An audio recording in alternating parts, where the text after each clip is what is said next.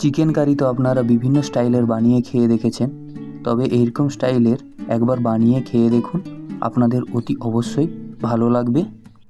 ঘরোয়াভাবে ঘরোয়া উপকরণ দিয়ে আজকে চিকেন কারিটা বানিয়ে দেখাবো।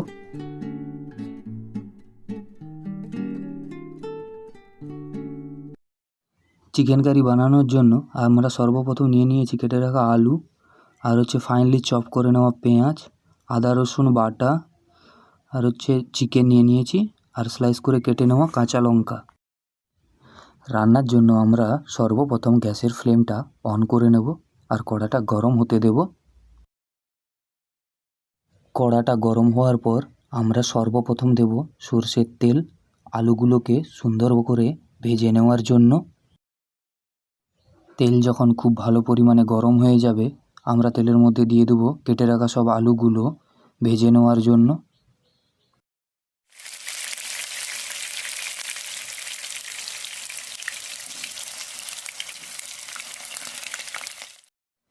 আলুগুলো ভাজার সময় অতি অবশ্যই মনে রাখবেন আলুর মধ্যে কিছু পরিমাণ হলুদ আর সামান্য পরিমাণ লবণ অ্যাড করে দেবেন, যাতে আলুগুলো সুন্দরভাবে ভাজা হয়ে যায় আর হলুদের জন্য আলুর মধ্যে সুন্দর যাতে কালার এসে যায়।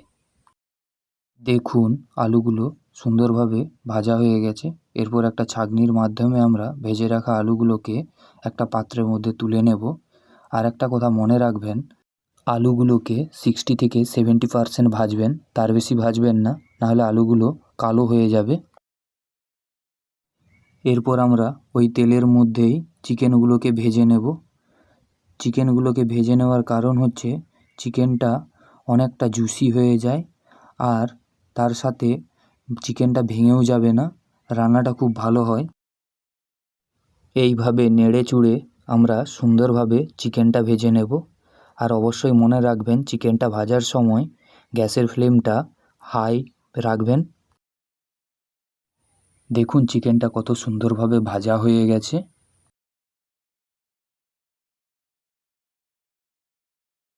এরপর ভেজে রাখা চিকেনগুলোকে আমরা ছাঁকনির মাধ্যমে ভালো করে সব তুলে নেব।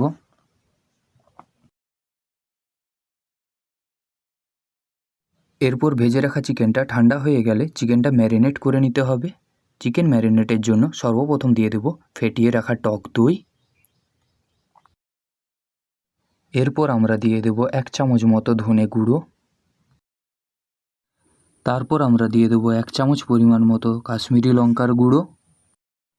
এরপর আমরা দিয়ে দেব 1/2 চামচ মতো গরম মশলা। এরপর চিকেনটাকে খুব সুন্দর করে মাখিয়ে নেব। এরপর সর্বশেষে দিয়ে দেব স্বাদমতো পরিমাণ লবণ। লবণ দেওয়ার পর খুব সুন্দর করে এটাকে মাখিয়ে 20 মিনিট মতো ম্যারিনেট করে রেস্টে রেখে দেব।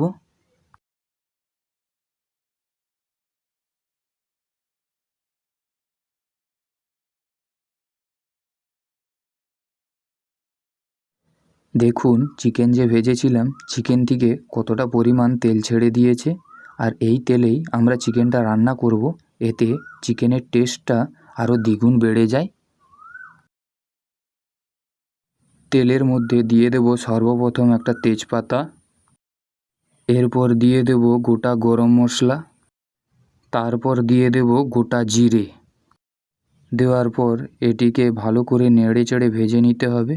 যখন জিরেটা খুব ভালো পরিমাণে ভাজা হয়ে যাবে, দিয়ে দেব কেটে রাখা পেঁয়াজগুলো। পেঁয়াজ দেওয়ার পর পেঁয়াজগুলোকে সুন্দর করে ভেজে নিতে হবে।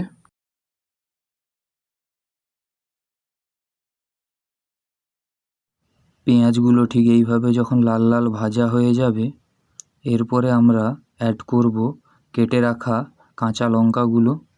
কাঁচা লঙ্কাগুলো দেওয়ার পর আমরা সুন্দর করে তার সাথে ভেজে নেব। কাঁচা লঙ্কা সুন্দরভাবে ভাজা হয়ে গেলে তারপরে আমরা অ্যাড করব পরিমাণ মতো হলুদ গুঁড়ো কালারের জন্য। কিছুক্ষণ পর আমরা এর মধ্যে অ্যাড করব 2 চামচ মতো আদা রসুন বাটা। আদা রসুনের কাঁচা গন্ধ চলে গেলে এরপর আমরা এর মধ্যে অ্যাড করব টমেটো পিউরি। মশলাটা যখন আমাদের সুন্দরভাবে কষানো হয়ে যাবে এবং মশলা থেকে তেল ছেড়ে দেবে, তখন আমরা এর মধ্যে অ্যাড করব ভেজে রাখা আলুগুলো। আলুগুলো দেওয়ার পর এই মশলার সাথে খুব সুন্দরভাবে কষিয়ে নেব। মশলার সাথে যখন আলুগুলো সুন্দরভাবে কষানো হয়ে যাবে, এরপর অ্যাড করব ম্যারিনেট করে রাখা চিকেনটা।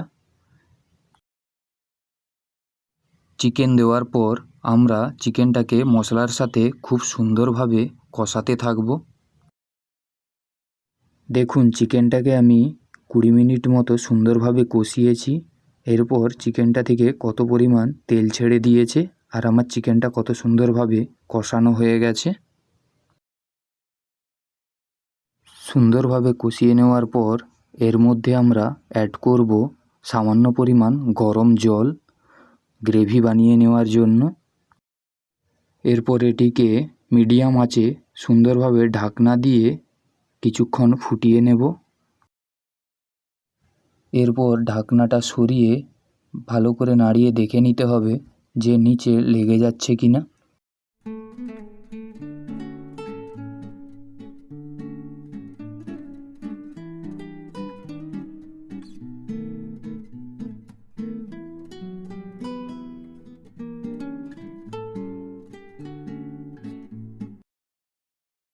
আমি চিকেনের মধ্যে টক দই ইউজ করেছিলাম, তাই জন্য টকটা ব্যালেন্স করার জন্য সামান্য পরিমাণে একটু চিনি দিয়ে দিলাম, যাতে টকটা ব্যালেন্স হয়ে যায়।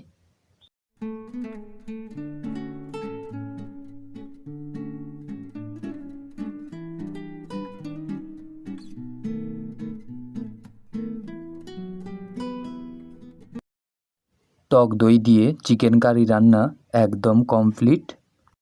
রান্নাটা কেমন হয়েছে আমাকে অবশ্যই জানাবেন, আর আপনারাও বাড়িতে এইভাবে বানিয়ে দেখুন, অতি অবশ্যই ভালো লাগবে। বাই দ্য ওয়ে, আমি শুভাশিস, আপনারা দেখছেন সেফ কিচেন। দেখা হচ্ছে নেক্সট ভিডিওতে।